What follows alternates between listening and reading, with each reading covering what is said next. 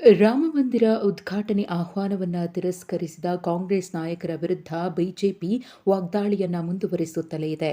ಅದರಲ್ಲೂ ರಾಜ್ಯ ನಾಯಕರಾದ ಸಿಎಂ ಸಿದ್ದರಾಮಯ್ಯ ಮತ್ತು ಡಿಸಿಎಂ ಡಿಕೆ ಶಿವಕುಮಾರ್ ಅವರ ವಿರುದ್ಧ ಬಿಜೆಪಿ ಕೆಂಡ ಕಾರ್ತಿದೆ. ಜೈ ಶ್ರೀರಾಮ್ ಎಂದ ಸಿದ್ದರಾಮಯ್ಯ ಮತ್ತು ಡಿಕೆ ಶಿವಕುಮಾರ್ ಅವರಿಗೆ ಕ್ಲಾಸ್ ತೆಗೆದುಕೊಂಡಿರುವಂತಹ ಬಿಜೆಪಿ ನಾಯಕರು ಟೀಕೆಯನ್ನ ಮಾಡ್ತಿದ್ದಾರೆ. ಇದಕ್ಕೆ ಡಿಸಿಎಂ ಡಿಕೆ ಶಿವಕುಮಾರ್ ಅವರು ಪ್ರತಿಕ್ರಿಯೆಯನ್ನ ಕೊಟ್ಟಿದ್ದು, ಶ್ರೀರಾಮ ಏನು ಬಿಜೆಪಿಯವರ ಆಸ್ತಿನಾ ಅಂತ ಹೇಳಿ ಪ್ರಶ್ನೆಯನ್ನ ಮಾಡಿದ್ದಾರೆ. ನಾವು ರಾಮ ಸೀತೆ ಇಬ್ಬರನ್ನೂ ಕೂಡ ಪೂಜಿಸ್ತೀವಿ. ಸಿದ್ದರಾಮಯ್ಯನವರ ಹೆಸರಿನಲ್ಲಿ ರಾಮ ಇದ್ದಾನೆ, ಶಿವಕುಮಾರ ಹೆಸರಿನಲ್ಲಿ ಶಿವ ಮತ್ತು ಅವನ ಪುತ್ರ ಕುಮಾರನು ಇದ್ದಾನೆ ಅಂತ ಹೇಳಿ ಡಿಕೆಶಿ ತಿರುಗೇಟನ್ನ ಕೊಟ್ಟಿದ್ದಾರೆ.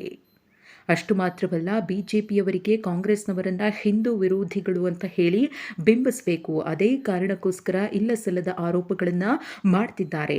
ರಾಮಲಿಂಗಾರೆಡ್ಡಿಯವರ ನೇತೃತ್ವದಲ್ಲಿ ಧಾರ್ಮಿಕ ದತ್ತಿ ಇಲಾಖೆಯ ಮೂಲಕ ಅಯೋಧ್ಯೆ ರಾಮಮಂದಿರ ಉದ್ಘಾಟನೆಯ ಸಂದರ್ಭದಲ್ಲಿ ನಾವು ಭಕ್ತಾದಿಗಳಿಗೆ ಅನ್ನ ಸಂತರ್ಪಣೆಯನ್ನ ಮಾಡಿದ್ದೀವಿ, ಪೂಜೆ ಪುನಸ್ಕಾರಗಳನ್ನು ನೆರವೇರಿಸಿದ್ದೀವಿ. ಅದನ್ನ ಬಿಜೆಪಿ ಕೈಯಲ್ಲಿ ಸಹಿಸಿಕೊಳ್ಳೋಕೆ ಸಾಧ್ಯವಾಗ್ತಿಲ್ಲ ಅಂತ ಹೇಳಿ ತಿರುಗೇಟನ್ನ ನೀಡಿದ್ದಾರೆ.